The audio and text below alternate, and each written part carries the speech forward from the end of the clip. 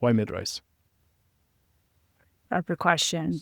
I think it really boils down to how do we get the city that we all want to live in? The city that has room for everybody at all stages in their life, the city that has active main streets with shops and businesses and services and active community institutions.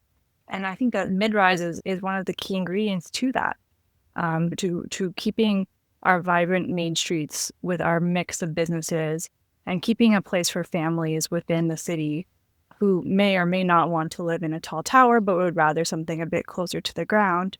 And also to honor and maintain the folks in our neighborhoods who've really invested so much in building those communities, who may be wanting to downsize but don't want to leave those neighborhoods. I think that mid-rise answers the call for any of those items, among other things, of course, as we go into in our report. There's the ability to build mid-rise in a much more sustainable manner, because you can build mid-rise out of wood. It requires fewer resources in terms of concrete and embodied carbon than taller buildings.